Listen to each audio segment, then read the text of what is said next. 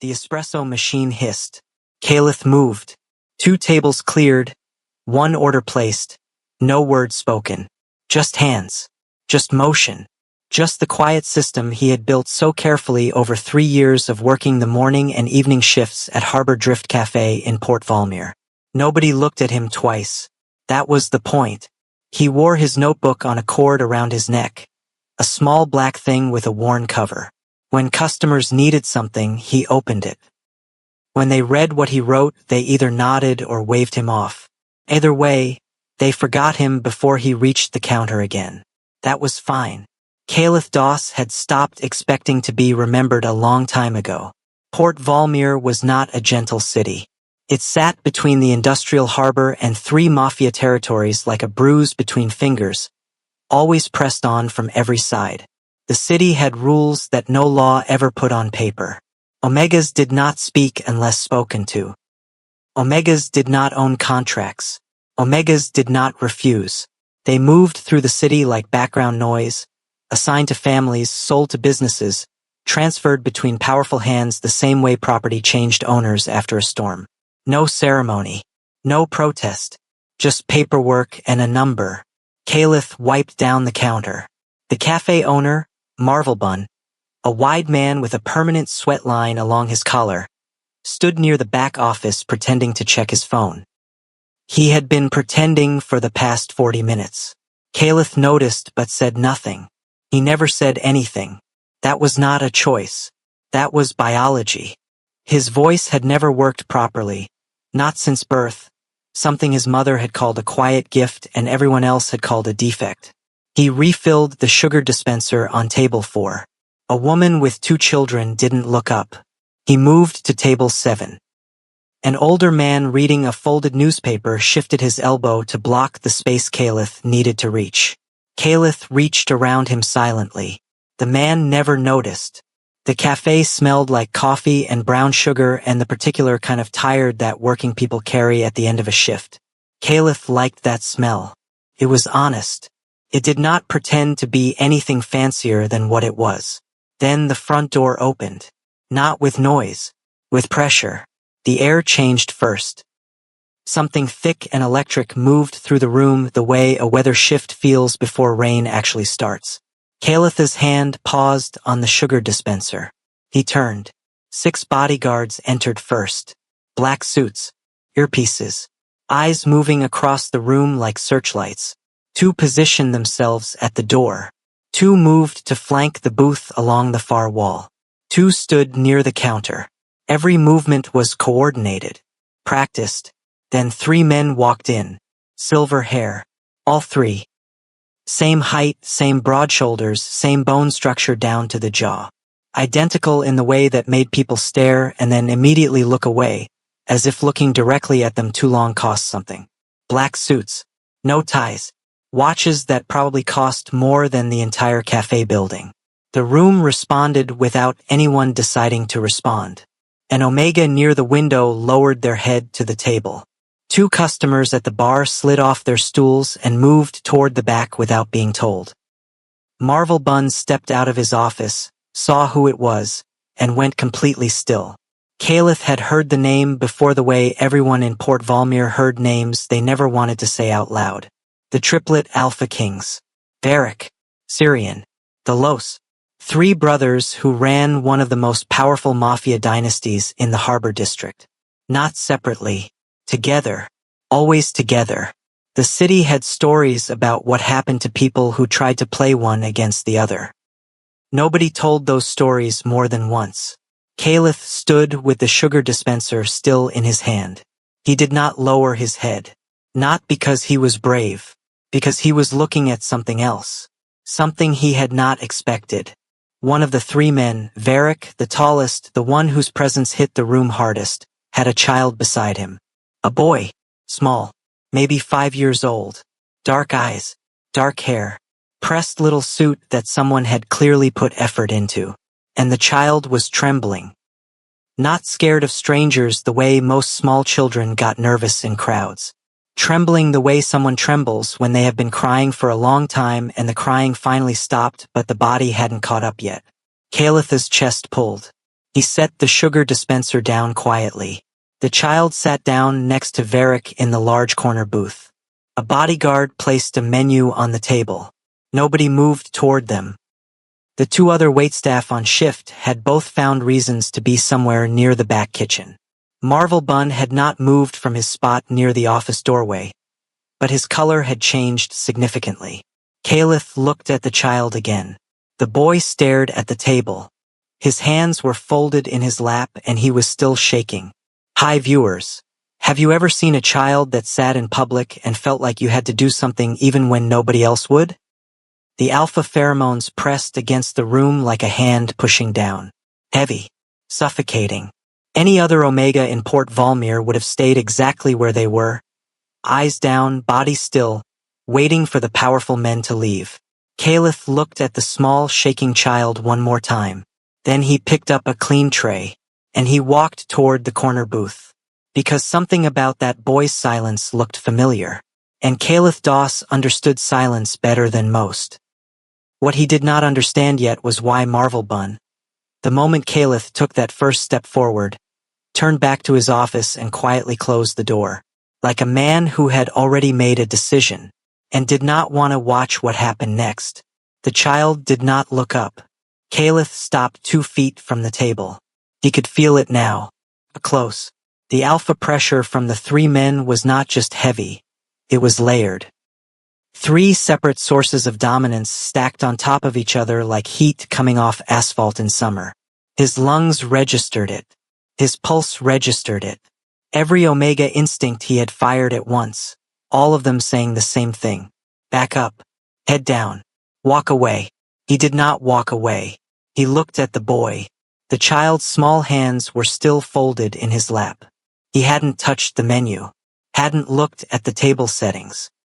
A glass of water had been placed in front of him by a bodyguard, and the water was untouched, the ice already beginning to shrink. Nobody at the table had ordered. Nobody at the table had spoken. The 3 Alpha Kings sat in perfect stillness. Varric on the left, closest to the child. Syrian in the middle. The Los on the right. They watched Caliph approach the way you watch something unexpected. Not with threat, but with careful attention. Caliph reached into the front pocket of his apron. He always carried 2. A habit from a year ago when a little girl had dropped her cookie on the floor near the counter and cried about it. He kept 1 in his pocket after that, just in case. He set the small sugar biscuit on the edge of the table, not in front of the alphas, in front of the child. He did not make eye contact with any of the 3 men. He did not reach into his notebook. He simply placed the biscuit down the way you set something near a frightened animal carefully without pressure, leaving space. Then he stepped back and waited. The child didn't move. 1 second. 2. 3. The entire cafe was silent now. Nobody pretending anymore. Every person in the room watching from their peripheral vision the way people watch something they know could turn dangerous, too afraid to look directly but unable to look away. Then the boy's eyes moved. Down to the biscuit. He looked at it for a long moment.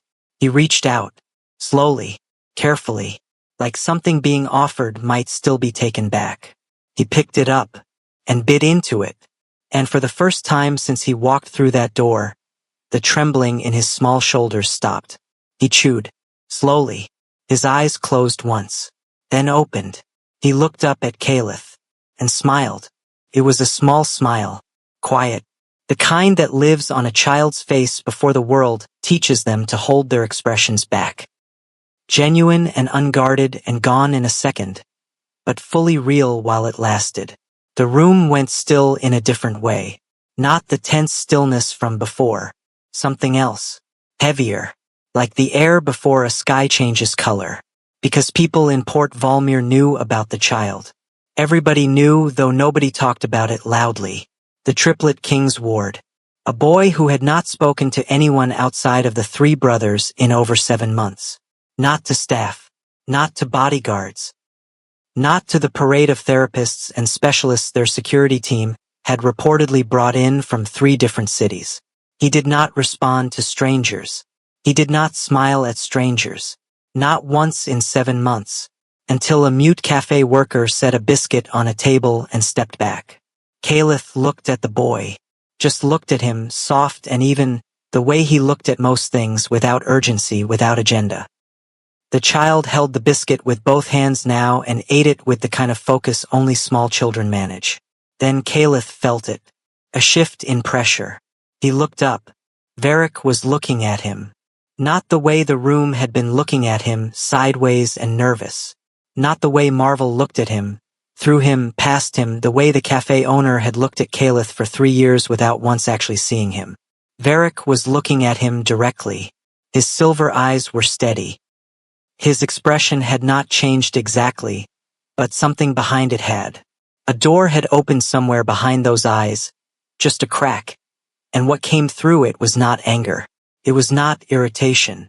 It was not the cold territorial warning that Alpha Kings gave when something in their space didn't belong.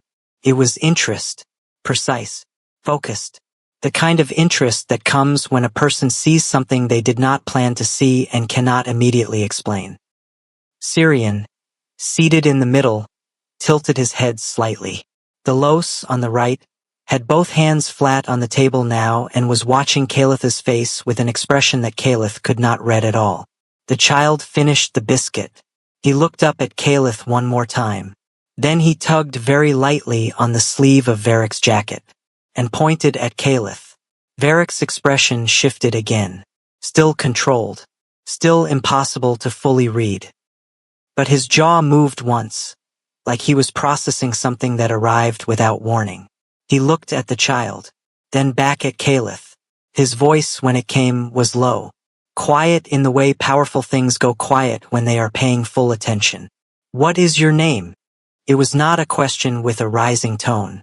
It was a statement with a blank space at the end where an answer was expected. Caliph reached for his notebook. He opened it. He wrote 2 words and turned it to face the table. Caliph Doss. Varric read it. His eyes moved back up. "You work here." Caliph nodded once. Syrian leaned forward slightly. His voice was different from Varric's.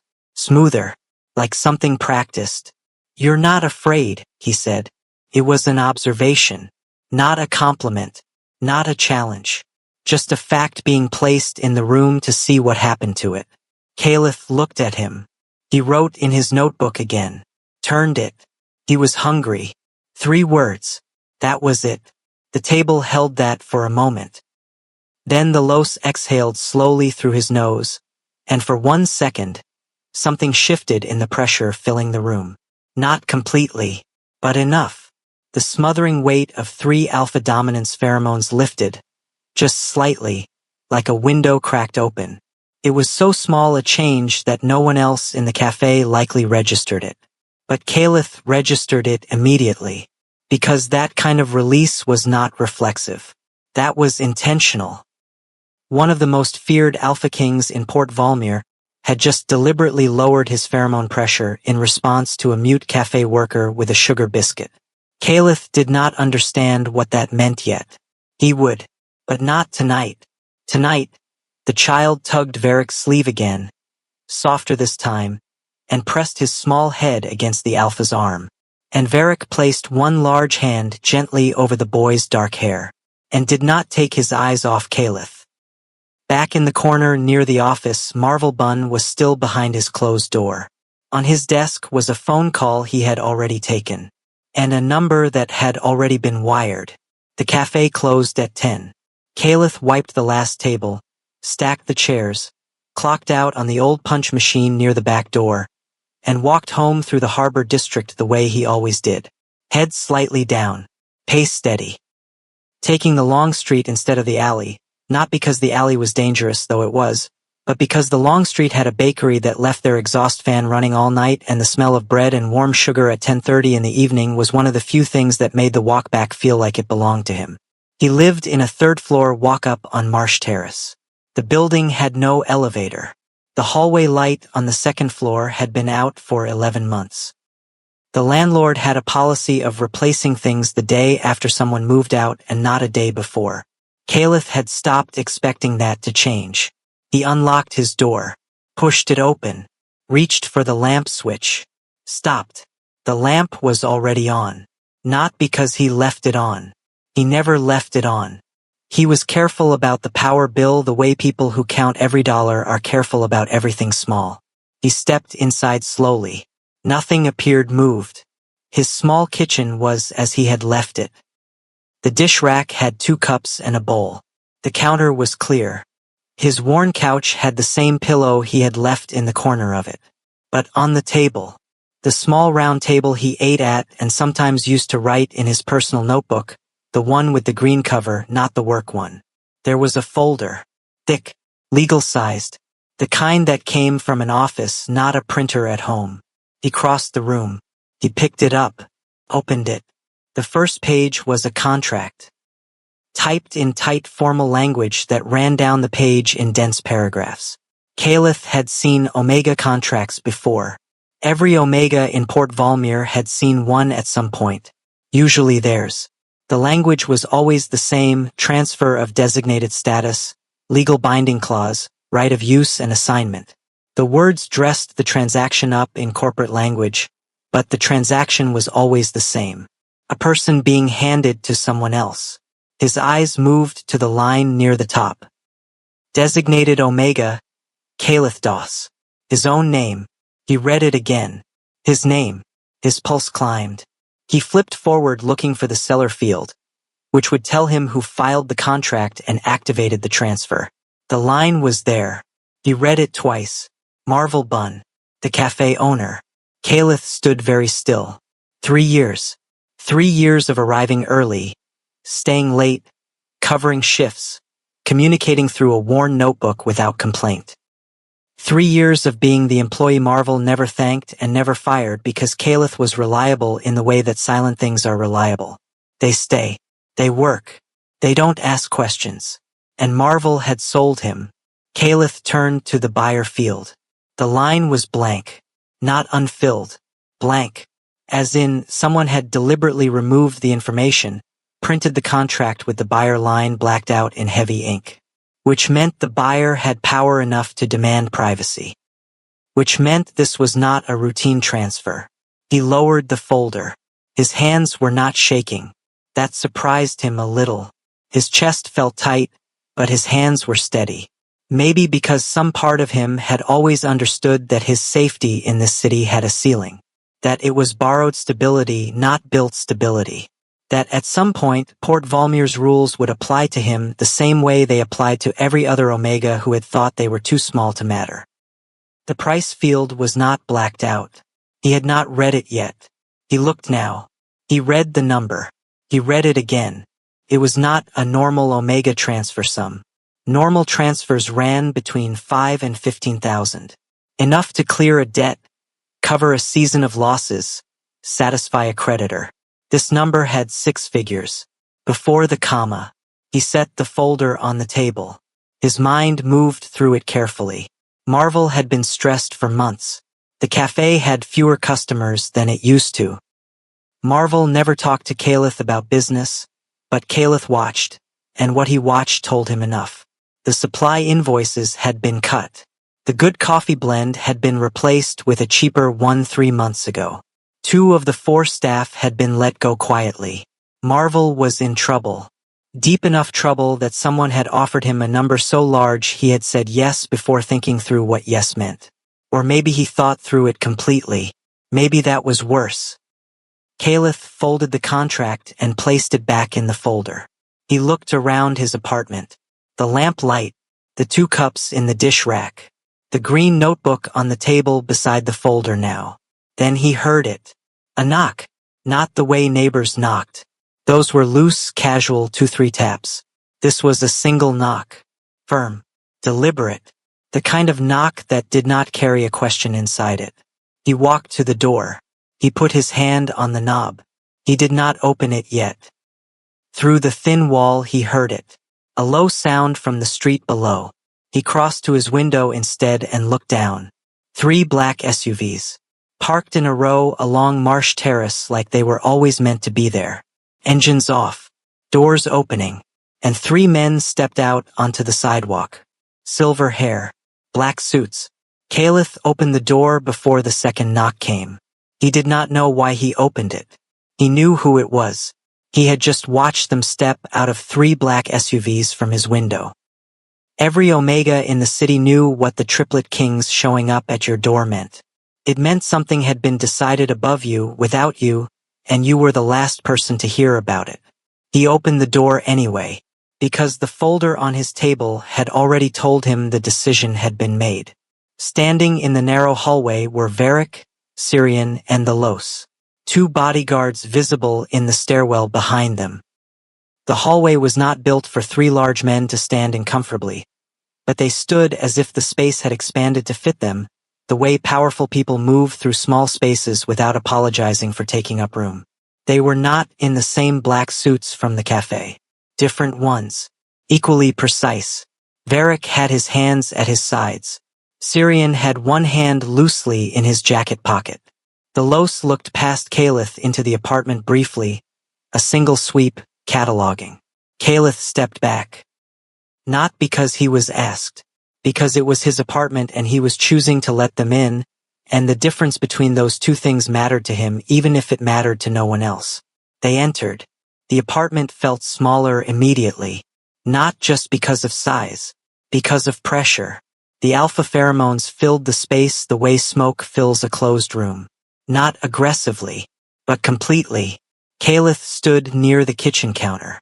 He looked at them. Varric looked at the folder on the table. He did not touch it. He simply registered it the way someone registers a thing they already knew was there. You read it, Varric said. Caliph nodded. All of it. Caliph nodded again. Varric shifted his gaze to Caliph's face. Full attention. No warmth in it, but no cruelty either. The kind of focus that belongs to men who have spent years reading rooms and people the way others read whether.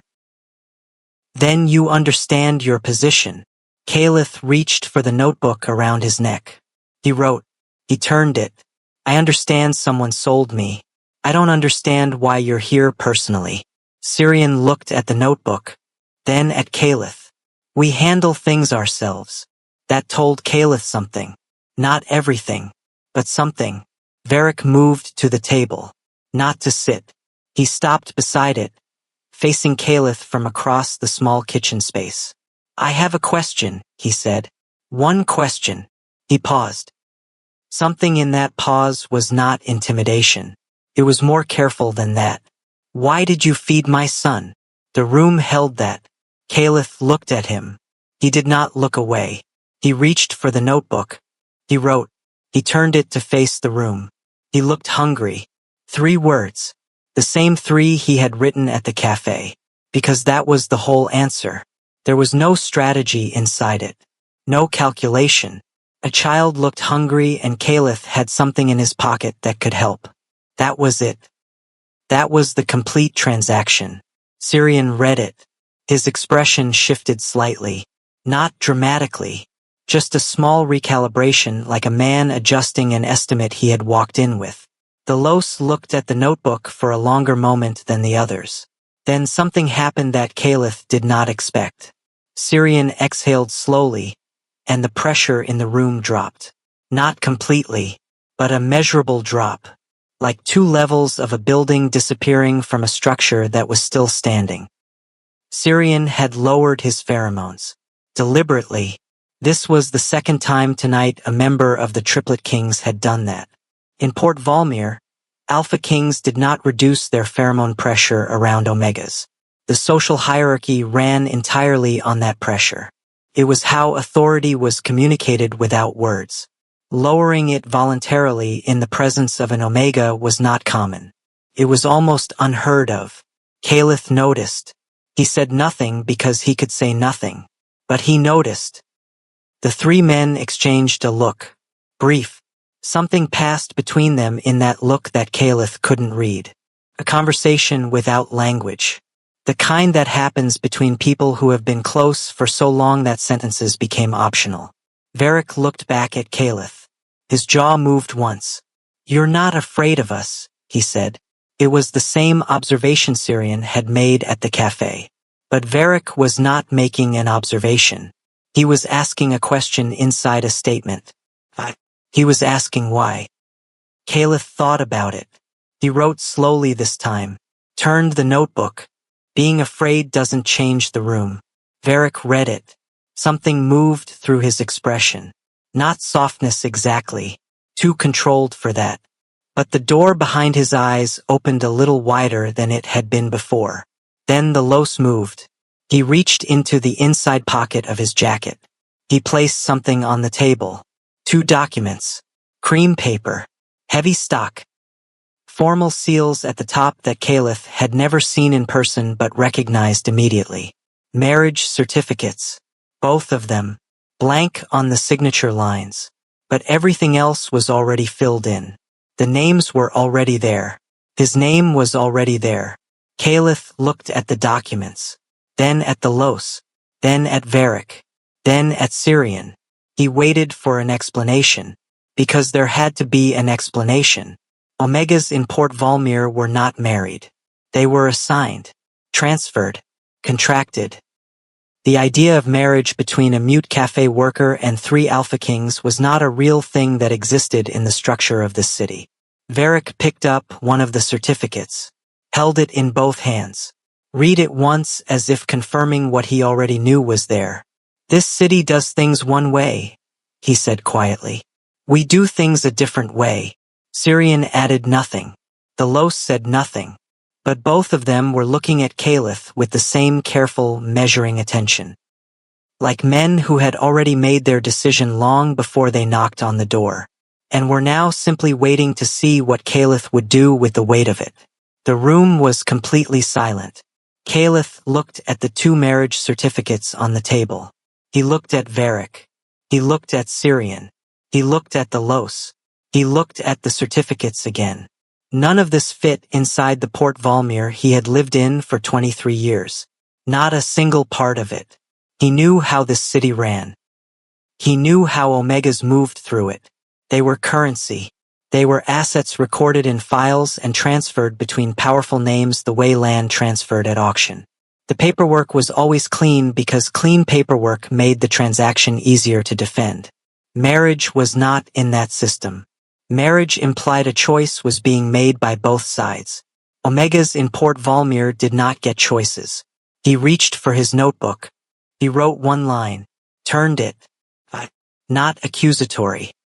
Just the actual question inside him, stripped of everything else. Varric took the notebook from him gently. He turned it over in 1 large hand. Looked at the single word.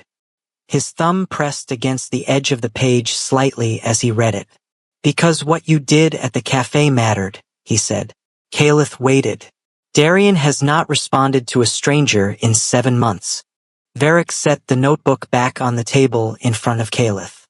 Not one person. Not doctors. Not staff. Not anyone we brought in. He paused. You set a biscuit on a table and stepped back. And he smiled. The room held that for a moment. Syrian spoke next, his voice lower and more deliberate. We have a lot of power in this city. What we cannot do is force a grieving child to eat.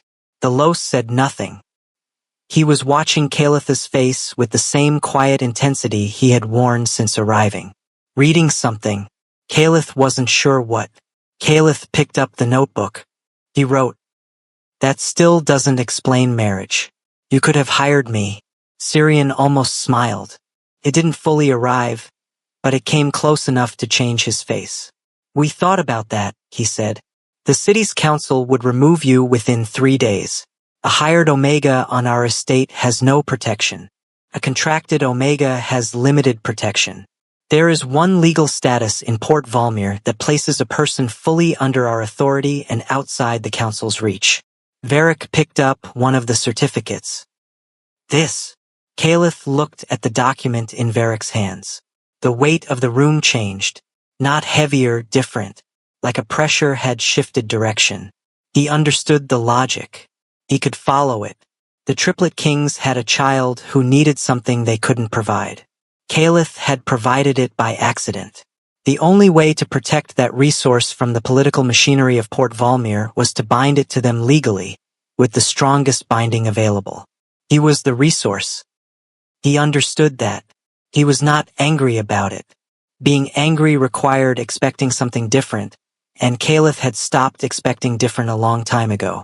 But he was paying attention, because something else was happening in the room that the logic of protection did not fully explain.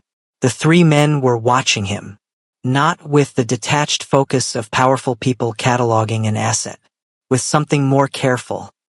The Los, who had barely spoken since they arrived, took one slow step toward Caliph. Not aggressive, measured. He stopped at a respectful distance, which was itself unusual because Alpha Kings in this city did not measure distance for Omegas. Then the Los leaned slightly forward, and he inhaled. Caliph went very still. Varric's eyes moved to Caliph's face the moment the Los did it.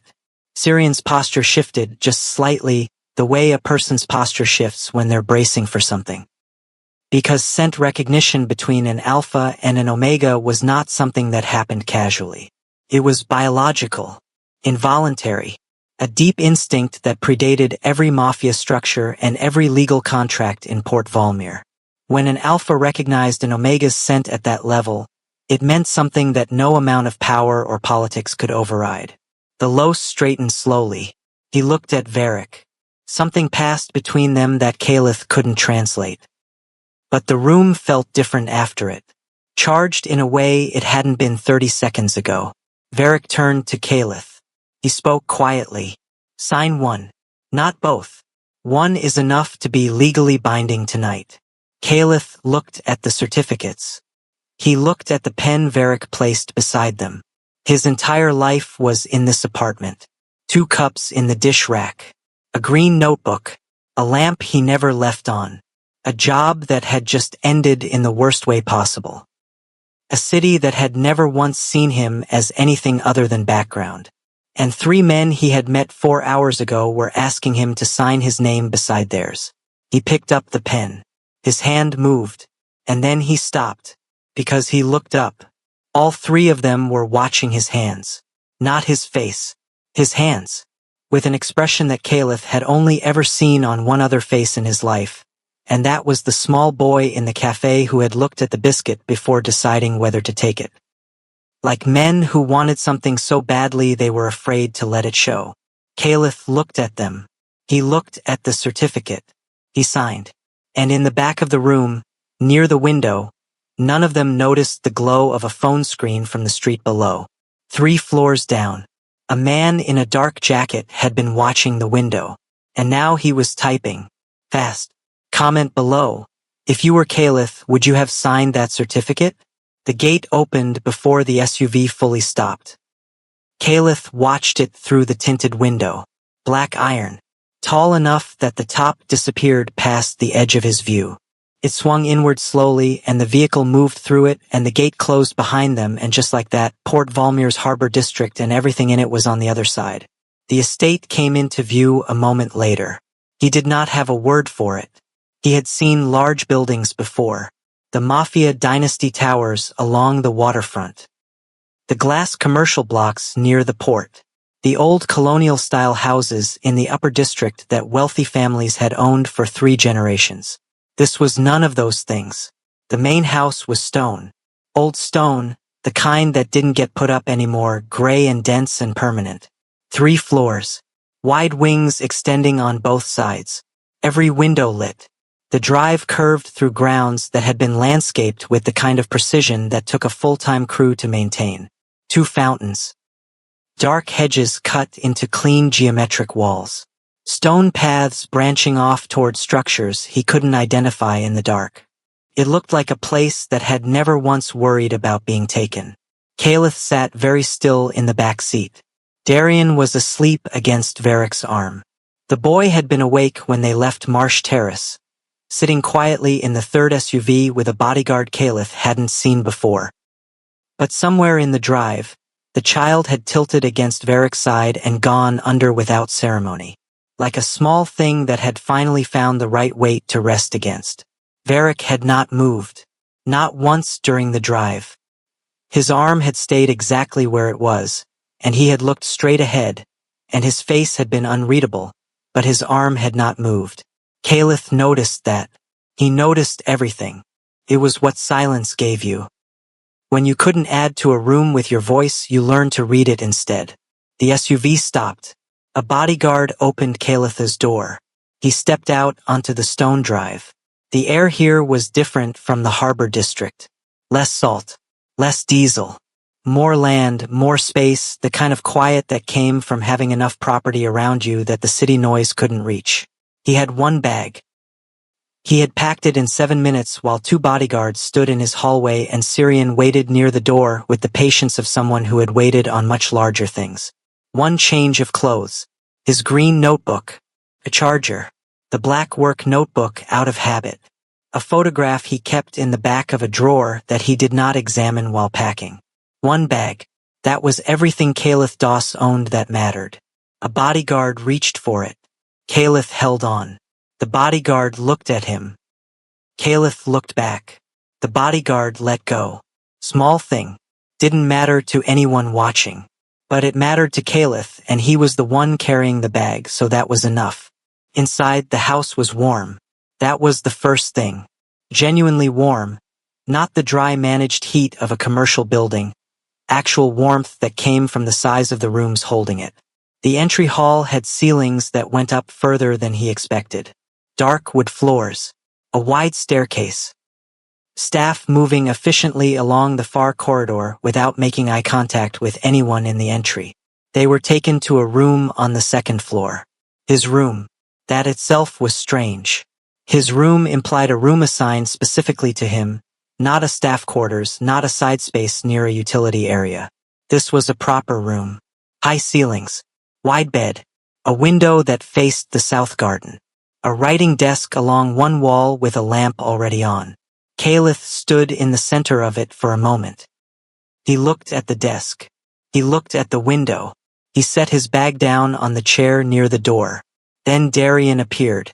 The boy had woken up somewhere between the car and the entry hall, and had apparently refused to go to his own room, because now he was standing in the doorway of Calith's room in small pajamas, holding a stuffed rabbit by one ear, looking at Calith with the specific patience of a child who had already decided something and was simply waiting for the adult to catch up. Calith looked at him. He walked to the writing desk. He tore a small piece of paper from the corner of a sheet. He wrote on it. He held it out to Darian. "You should be sleeping." Darian read it. He walked into the room. He climbed up onto the chair near the window without asking and tucked the rabbit under one arm and looked out at the dark garden. Calith sat at the desk. He let the boy stay.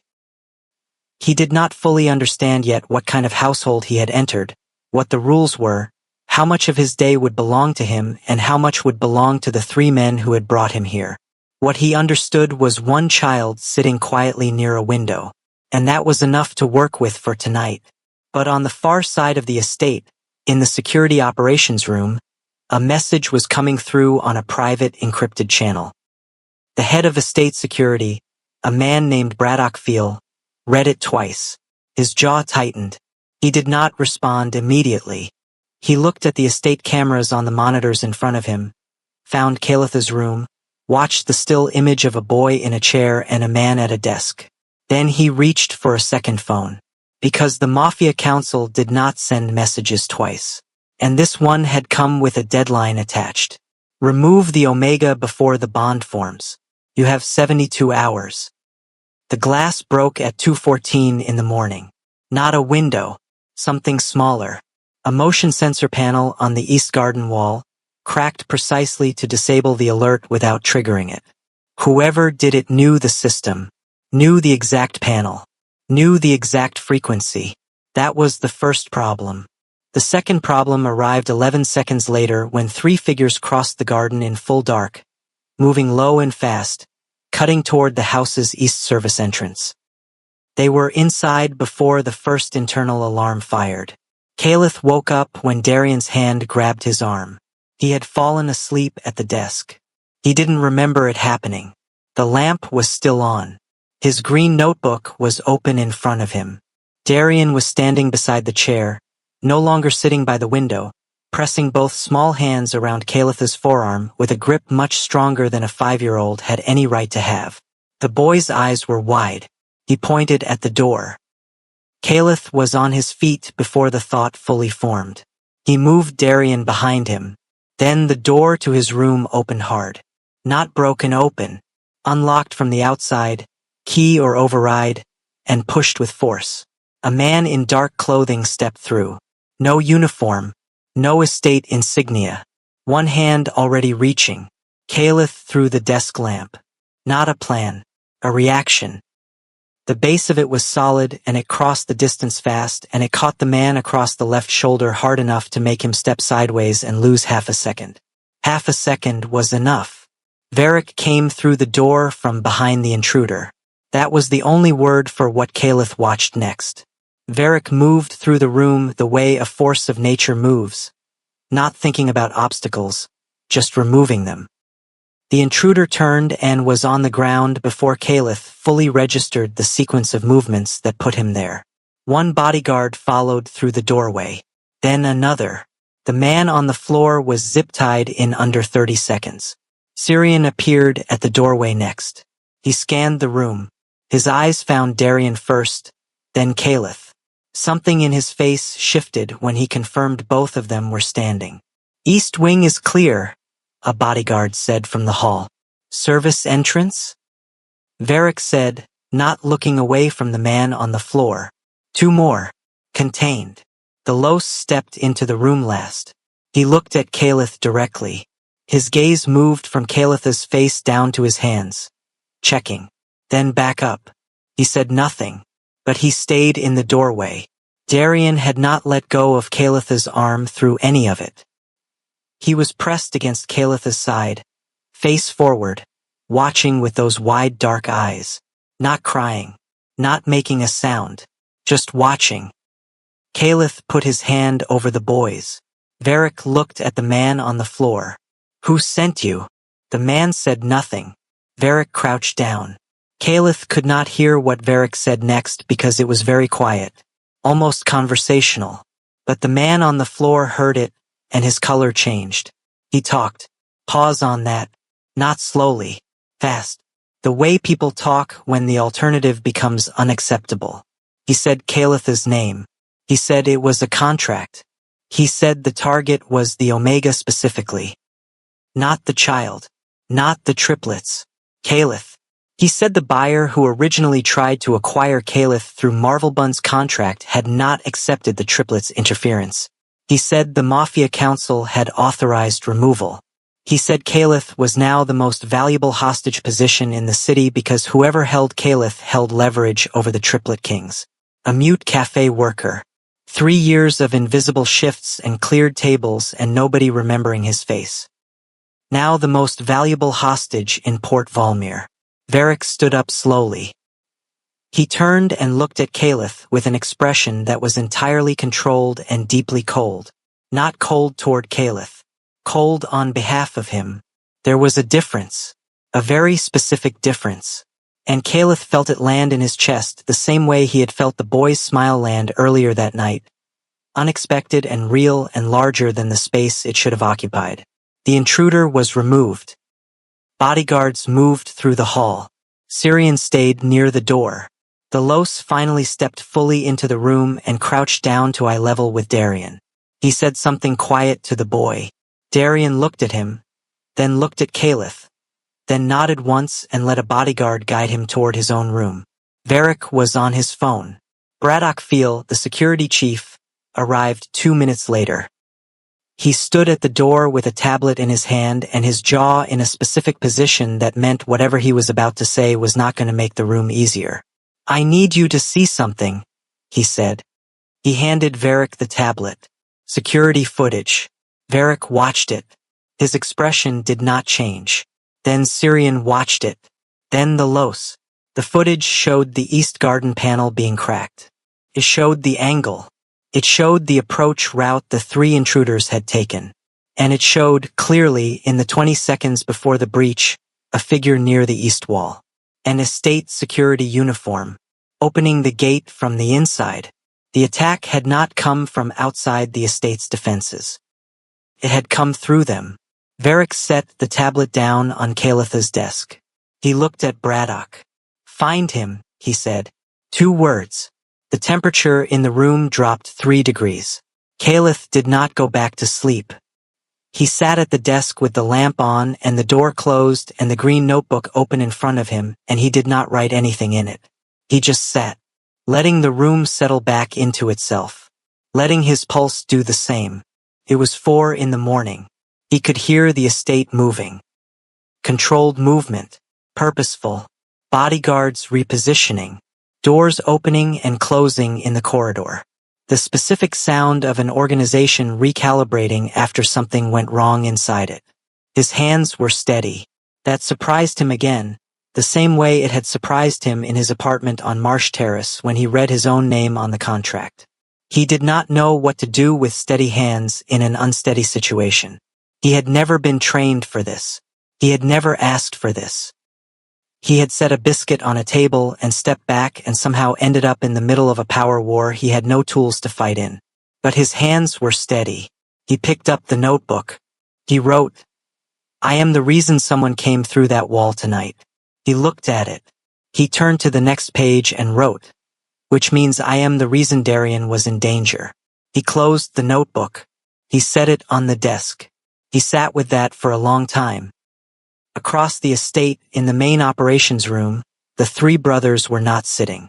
Varric stood at the far wall with both hands flat on the table and every line of his body pulled tight. He had not spoken in 11 minutes. The room around him was full of people who understood that 11 minutes of silence from Varric Aldecoa meant something specific, and none of them were moving faster than they needed to. Syrian was at the monitors. He had pulled every feed from the past 48 hours. He was moving through them with precise, methodical focus, rewinding, pausing, marking timestamps. His face was composed, but his hands on the keyboard moved with controlled force, each keystroke landing with more weight than the action required. The Los was in the corner. He had a name. Braddock had found the internal feed quickly once he knew what to look for. The man in the estate security uniform had been on staff for 4 months. Clean background check, which now meant nothing. Paid placement. Long game entry. The Los held the name on a piece of paper and said nothing for a very long time. Then something shifted in the room. It started with Varric. He pushed back from the table and turned toward the door and then stopped. He turned around. "Where is he?" he said. "Not the traitor. That was already being handled." Syrian looked up from the monitors. "Second floor. His room." Varric was quiet. Then, "Is he hurt?" "No." Another pause. "The boy. Asleep." Checked twice. Varric put one hand over his mouth for a moment. Just a moment. Then it came down. "This matters." And Syrian said, quietly enough that only the 3 of them could hear, "We knew it was happening." Varric looked at him. "The reaction we had when they came through the wall," Syrian said. "All 3 of us. You know what that was." Varric said nothing. The Los set the piece of paper down on the table. "It wasn't protective instinct from proximity," he said. "It wasn't responsibility. It was the reaction. The room understood them even if no one outside it fully could. Alpha bonding instinct was not a system that activated gradually. It did not build over time like trust or affection. It arrived like a circuit connecting. Sudden, certain, biological in the way that breathing was biological, involuntary, and total. When the intruder had reached for Caliph, all 3 of them had moved before the thought existed.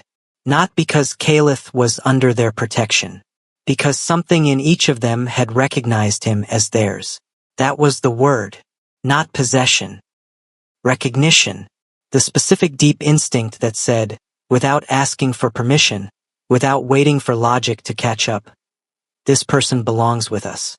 They had not spoken about it yet. They were speaking about it now in the only way the 3 of them ever spoke about things that mattered, with short sentences and long pauses and the years of understanding that made both mean the same thing. Syrian said, "He still thinks we pity him." The Los said, "He thinks he's a solution to a problem."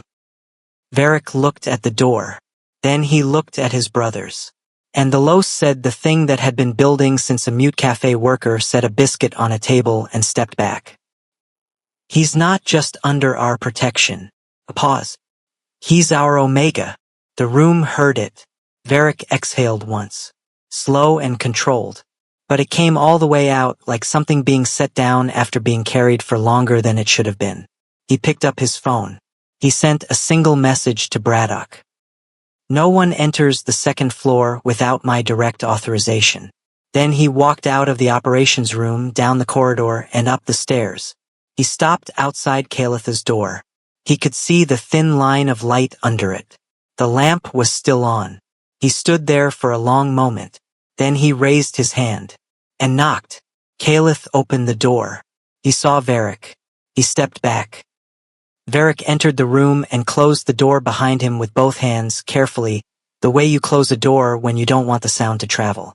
He stood near it for a moment, not filling the space aggressively the way he had on Marsh Terrace. Standing in it differently, he looked at the desk. The notebook was closed. The torn corner of paper Calith had written on for Darian was still there. You should be sleeping, weighted down by the edge of the lamp base. Varric looked at it. He kept the first one, he said. The note from the cafe. He folded it into his jacket pocket. Calith watched him. He hasn't done that with anything before. Not since his mother passed. The room was quiet. Calith reached for his notebook. He opened it. He wrote. He turned it. I'm sorry about his mother. Varric read it. His expression shifted in the specific way grief shifts an expression. Not dramatically, just a tightening, a pressure behind the eyes that comes and then is managed. She was good, he said. The boy has her eyes. A long pause. He hasn't let anyone new near him because every new person felt like replacement. Like the world was trying to swap her out with something else. Calith looked at him.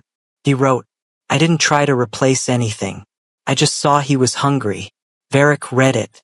That's exactly what he needed, he said quietly. He moved to the chair near the window. He did not sit.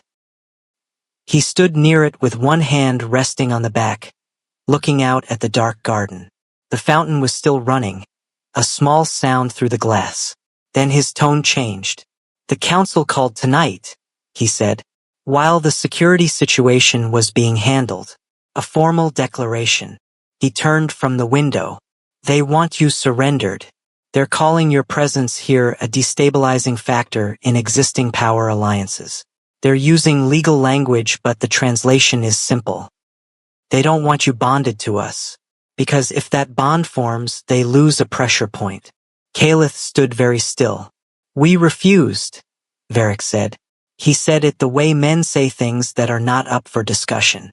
We refused, and we told them the legal marriage certificate was already filed, which removes their authority over your status entirely.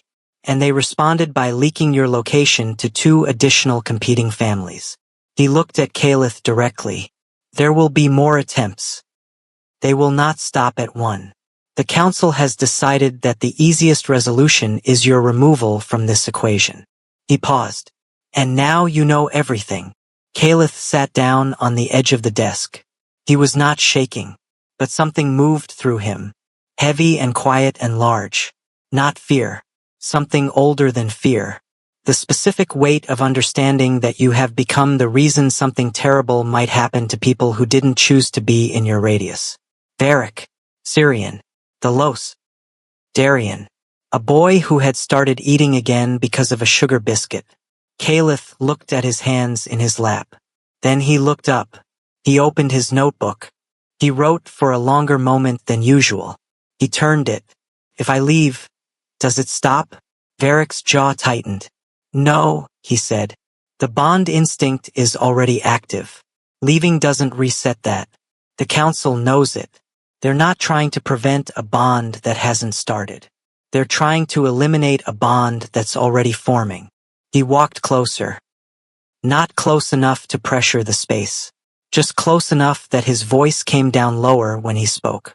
Leaving would not protect us, he said. It would only put you outside these walls alone. Calith looked at the notebook. He looked at the fountain through the window. He thought about Marsh Terrace, the lamp, the dish rack, The green notebook open on a table beside a contract with his name on it. A city that had moved around him for 23 years without once registering that he was in it. He thought about Darian's small hands around his arm in the dark. He closed the notebook. He nodded once. Varric held his gaze for a moment.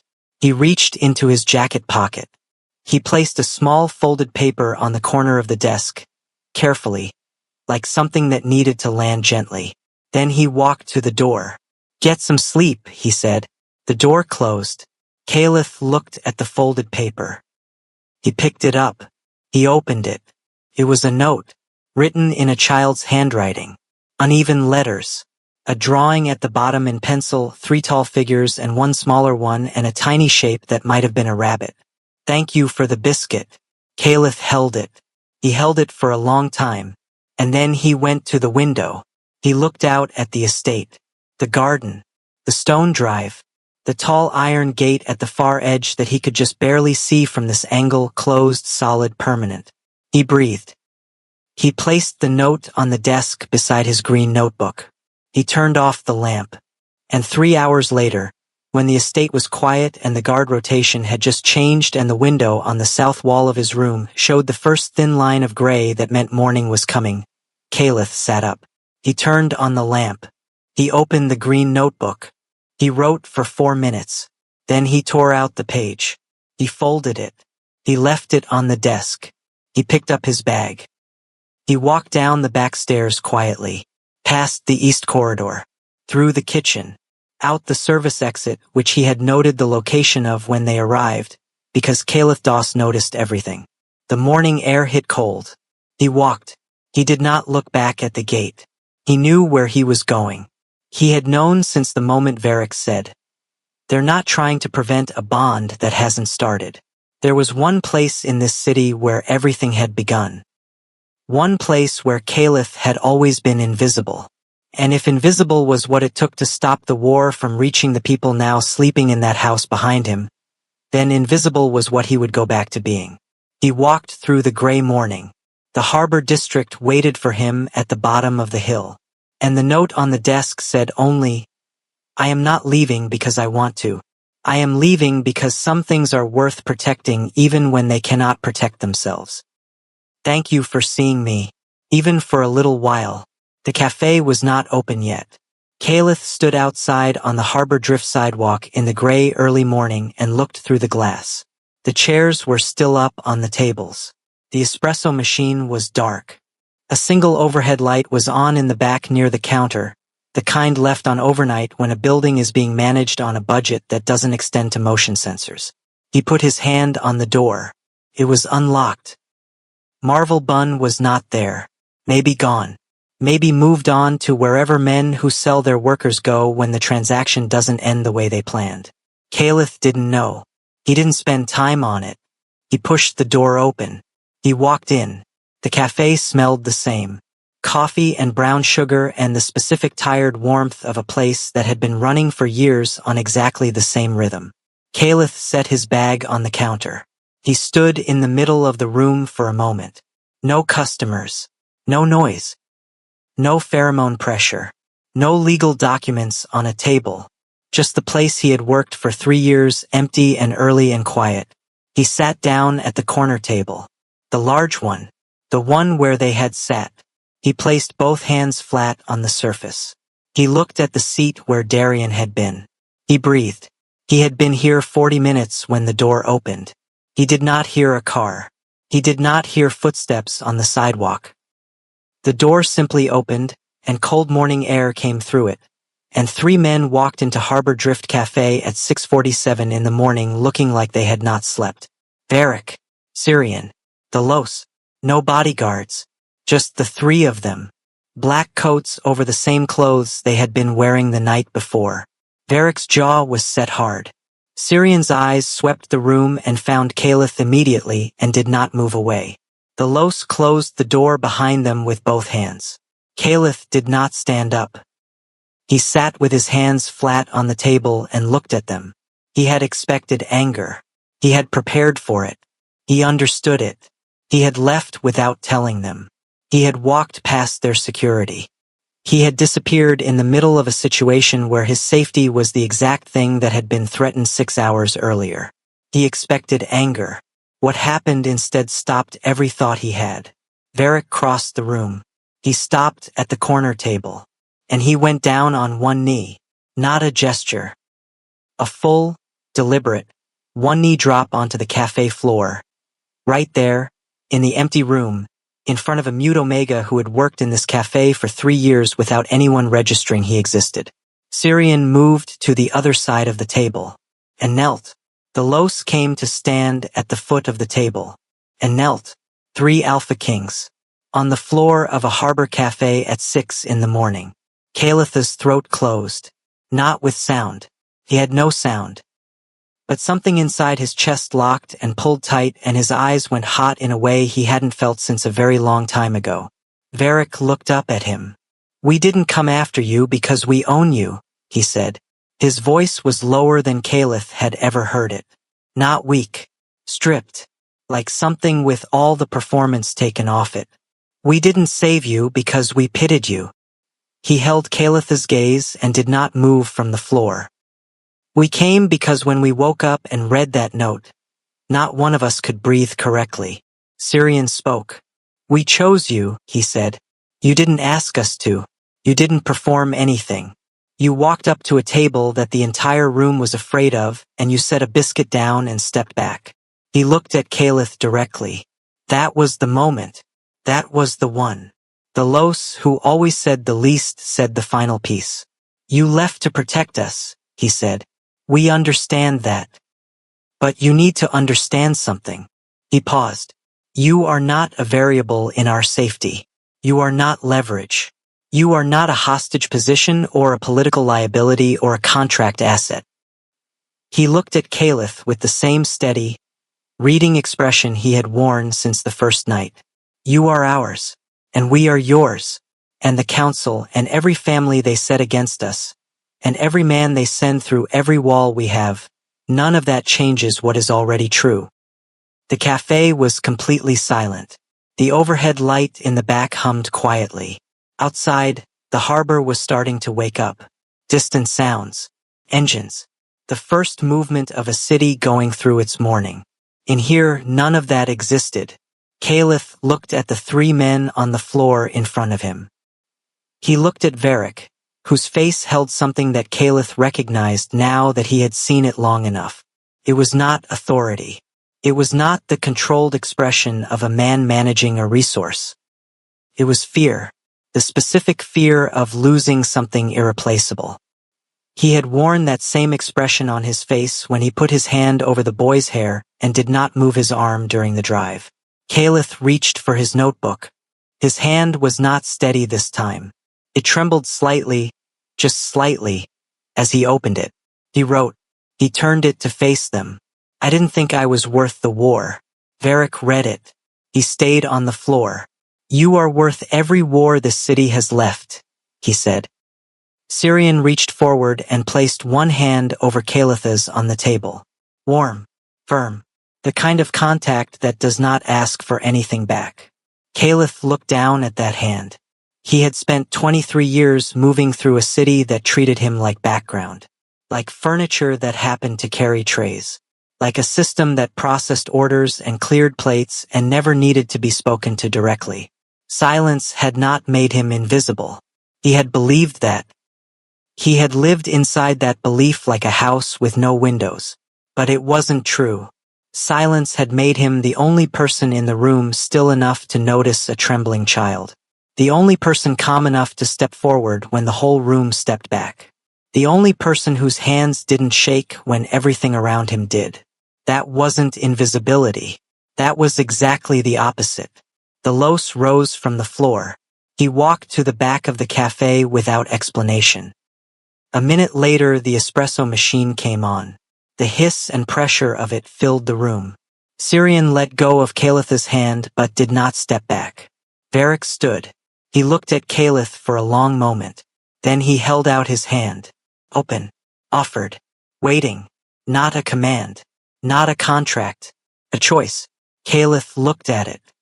He thought about Darian's note on the desk upstairs. the uneven letters, the pencil drawing, 3 tall figures and 1 smaller one. He placed his hand in Varick's. And that morning, in a harbor cafe that smelled like coffee and brown sugar and the kind of tired that working people carry and eventually set down, the 3 most feared Alpha Kings in Port Valmir proved something the entire underworld would never understand. The quietest heart can rule the loudest world. And the boy back at the estate, who had not spoken to a stranger in 7 months, woke up that morning, walked to the security operations room, and found Braddock Field standing over his monitors. Darian looked at the screens. He found the feed from Harbor Drift Cafe. He watched the 4 figures in the corner booth, 3 kneeling men and 1 who sat with his hand extended over the table. And in a voice no one in that room had heard in over 7 months, soft and small and entirely certain, Darian said, "He came back." That note he had left on Calith's desk was still folded in the pocket of his pajamas. He had not let go of it once. If this story moved you, subscribe to the channel and turn on the bell so you never miss a story that inspires. Drop a comment and tell us, which moment hit you the hardest? Share this story with someone who needs to be reminded that being quiet doesn't mean being forgotten. Your words in the comments inspire more people than you know.